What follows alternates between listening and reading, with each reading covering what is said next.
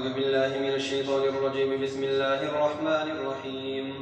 الحمد لله على ما أنعم وعلم من البيان ما لم نعلم، والصلاة على سيدنا محمد خير من نطق بالصواب وأفضل من أوتي الحكمة وفصل الخطاب، وعلى آله الأطهار وصحابته الأخيار. أما بعد، فلما كان علم البلاغة وطوابعها من أجل العلوم قدرا وذكيها سر إذ به يعرف دقائق العربية وأسرارها ويكشف عن وجوه الإعجاز في دفع القرآن يسارها، وكان الرجس الثالث من مفتاح العلوم الذي صنفه الفاضل العلامة أبو يعقوب يوسف السقافي أعظم ما صنف فيه من الكتب المشهورة نفعا لقوله أثنى ترتيبا وأتمها تحريرا وأكثرها للوصول جمعا، ولكن كان غير مسؤول عن الحشو والتدوير والتعقيد قابلا للاختصار ومفتقرا إلى الإيضاح والتجريد. اللفظ مختصرا يتدمر ما فيه من القواعد ويشتمل على ما يحتاج إليه من الأمثلة والشواهد والمعارض في تحقيقه وتهذيبه، ورتبه ترتيبا أفضل وتناولا من ترتيبه، ولم أبالغ في اختصار لفظه تقريبا لقواعده وطلبا لتسهيل فهمه على طالبه يدق إلى ذلك فوائد أخذت في بعض كتب القوم عليها وزوائد لم أذكر في كلام أحد بالتسريح ولا بالإشارة إليها، وسميته تدقيق المفتاح. أسأل الله من فضله أن ينفع به كما نفع بأصله، إنه ولي ذلك وهو حسبي ونعم الوكيل. مقدمة. الفصاحة يوصف بها المفرد والكلام والمتكلم، والبلاغة يوصف بها الأخيرة فقط، فالفصاحة في المفرد خلوصه من تنافر الحروف والغرابة ومخالفة القياس، فالتنافر نحو غدائرها مستشدرات إلى الأولى، والغرابة نحو فاحما ومرسلا مسردا، أي كالسيف إسرائيل في التكر والاستواء وقصراج في البني والمعاني والمخالفة. والحمد لله لولا الأجل قيل والقراءة بالسميع وقوله كريم الشريك النظر وفيه نظر،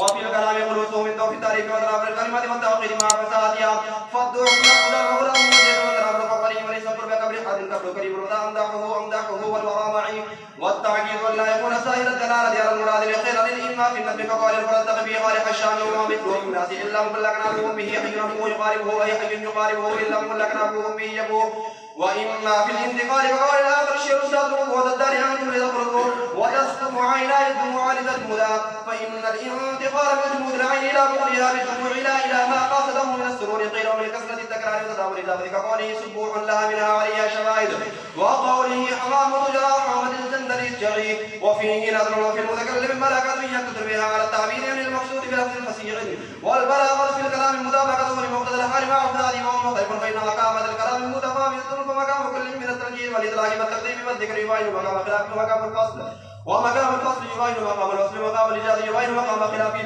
وكذا خطاب الزكي مع خطاب الهميش، ولكل كلمة مع صاحبتها مقام وارتفاع وشان الكلام من الحسن والقبول بمطابقته للاعتبار المناسب وتقييده بأخذها من مقتضى الحال، فمقتضى الحال هو الاعتبار المناسب، والبلاغ درجة من اللفظ باعتبار فائدة المعنى بالتركيب، وكثيرا ما يسمى ذلك فصاحة أيضا ولها ترقان أعلامه وحد الإعجاز وما يقرب منه وأصله، وما إذا غير عنه إلى ما أدونه يطلق عند البلغاء بأصوات الحيوانات وبينهما مراد كثيرة وتتبعها وجوه أخرى تورث الكلام حسنا، وفي المتكلم ملكة يقدر بها على تأليف كلام بليغ، فعلم أن كل بليغ فصيح ولا أقسى، وأن البلاغة مرجعها إلى الاختلاف من الخطأ في ذلك المعنى المراد إلى تمييز الفصيح من غير مسان منه ما يمكن في علم مثل اللغة من تكليف من نحو أو يدرك بالحس وما التعقيد المعرفي، وما يحضر به للعلم المعاني وما يحضر به للتعقيد المعرفي علم البيان وما يعرف به وجوه التحسين علم البديع، وكثير يسمي الجميع علم البيان وبعض يسمي الأول علم المعاني والأخيرين علم البيان والثلاثة علم البديع. الفن الأول علم المعاني، وهو علم يعرف به أحوال اللفظ العربي الذي بها يطابق اللفظ مقتضى الحال وينحصر في 8 أبواب: أحوال الإسناد الخبري، أحوال المسند إليه، أحوال المسند، أحوال متعلقة به، والقصر والإنشاء والوصل والفصل والإيجاد والإدراك والمساواة، لأن الكلام إما خبر أو إنشاء، لأنه إذا كان بالنسبة خالد يطابقه ولا يطابقه فخبر وإلا فإنشاء، والخبر لا بد له من مسند إليه ومسند وإسناد، والمسند قد يكون له متعلقا إذا كان في أو في معناه، وكل من الإسناد والتعلق إما بكسر أو بغير كسر، وكل جملة قرنت بأخرى إما معطوفة عليها أو غير معطوفة، والكلام البليغ إما زائد ولا أصل المراد بفائد أو غير زائد. تنبيه صدق الخبر مطابقته للواقع وقدمها، وقيل مطابقته لاعتقاد المخبر ولو قد أوعدها بدليل إن المنافقين لكاذبون ورد من المعنى لكاذبون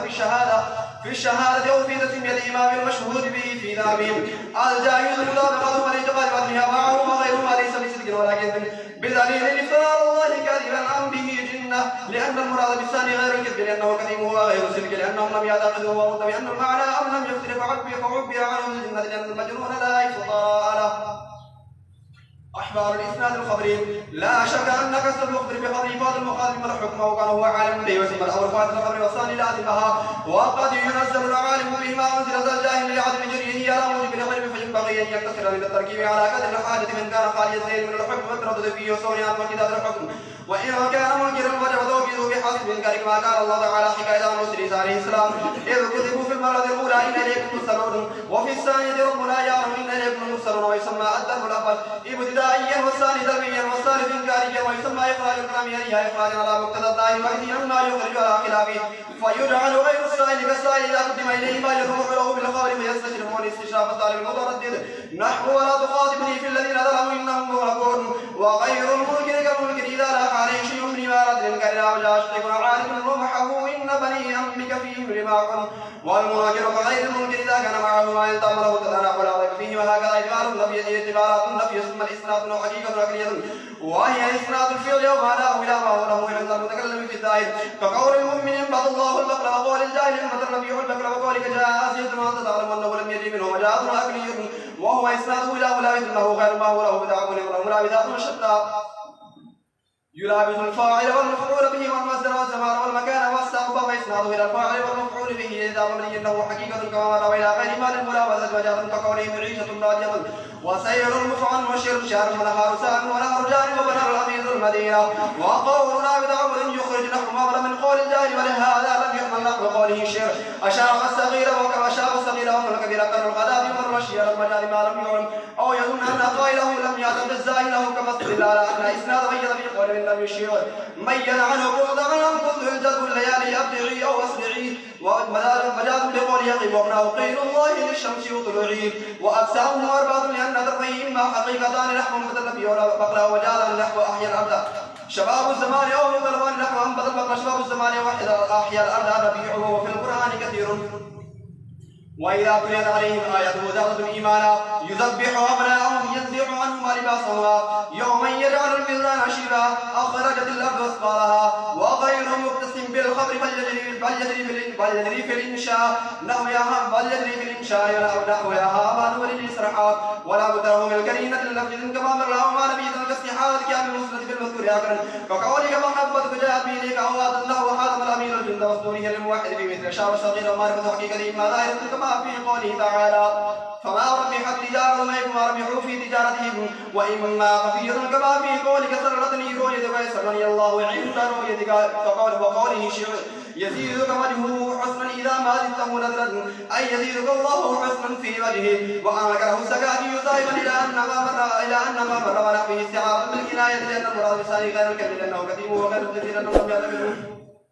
وأنكره السكاكي ذاهبا إلى أن ما مر ونحوه استعارة بالكناية لأن المراد بالربيع الفاعل الحقيقية بكلمة نسبة الأنباء إليه وعلى هذا القياس غيره وفيه نذر لأنه يستطيع أن يكون المراد بالعيش في قوله تعالى في عيشة راجة صاحبها ولا تصيح لزافر فينا من حال سامر بدلان داخل الشيء لا نصيح الأمر فيه ولا يكون الأمر فيه بالبناء لها معنى وأن يتوقف نحوه مثلا في عبك على السبيل كلهم واللوازم كلهم منتفية لأنه ينتقل بنا من حال سامر لاشتمال على ذكر طرفي التشبيه أحبار المسند إليه أما حرفه فللإخراج عن العود بناء على الظاهر وتقييد العدول إلى والدليل من العقل واللفظ فقوله قال لي كيف أن تقول عليل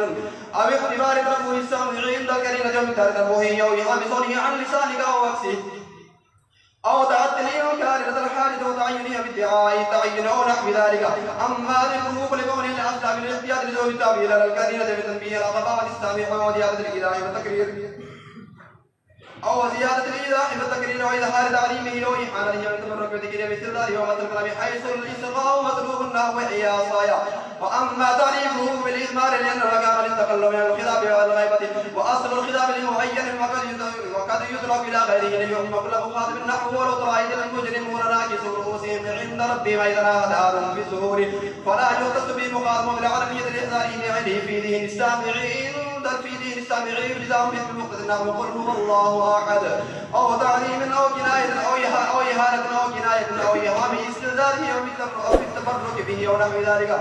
وبالموصولية لعلمه بالمخاطب بأحوال المختصة به